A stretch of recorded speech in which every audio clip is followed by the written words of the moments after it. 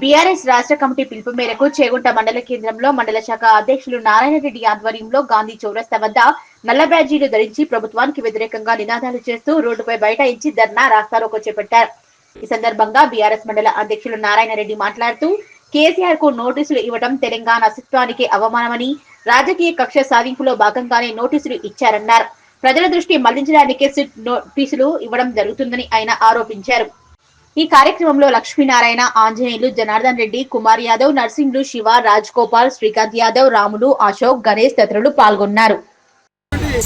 తెలంగాణ తొలి ముఖ్యమంత్రి గౌరవ కేసీఆర్ పై అక్రమ కేసులు ఈ రేవంత్ రెడ్డికి అందించిన పోటీ హామీలు చేతగాక ఏదైనా ప్రజలు తిరగబడ్డప్పుడు ఇప్పుడు రైతు బంధు 2 సార్లు కొట్టిండు. రైతు బంధు ఎక్కడ అని చెప్పేసి రైతు బంధు రప్పించడానికి మున్సిపల్ ఎన్నికలే కాబట్టి ఈ రైతు బంధు మర్చిపోవడానికి కోసము ఈ డైవర్స్ పాలసీ చేసుకుంటా సీట్ ఇచ్చారని చెప్పి ఇప్పటికి ఒక 10 సార్లు 10 కేసులు పెట్టినావు గౌరవ ముఖ్యమంత్రి మీద. ఏ ఒక్క కేసు నువ్వు రుజువు చేయకపోయినావు, ఏ ఒక్క కేసులో కేసీఆర్ అరెస్ట్ చేయలేకపోయినావు. హరీష్ కేటీఆర్ గారిని కేసులు పెట్టుకుంటా డైవర్స్ పాలసీ చేసుకుంటా ప్రజల దృష్టి మళ్ళీ చూస్తున్నావు. నువ్వు ఏమి డైవర్స్ పాలసీ చేసినా ఏం చేసినా నీ 2.5 సంవత్సరాల పాలన దాదాపు 2 సంవత్సరాలు దాటిపోయింది. ఇంకా 2 సంవత్సరాలు మాత్రం మిగిలింది. మీడియానికి జాన్చుకో.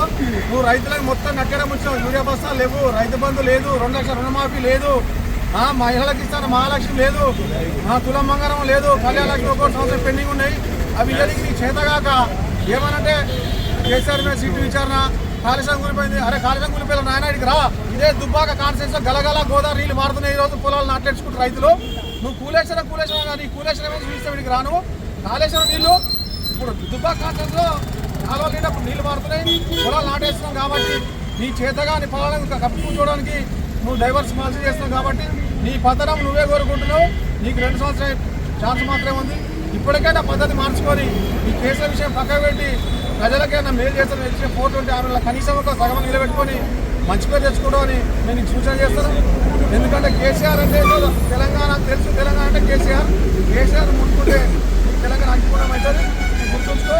పిచ్చి పిచ్చి వేసాలని పని చేసుకొని పద్ధతిగా పని చేయాలి. జై కేసీఆర్.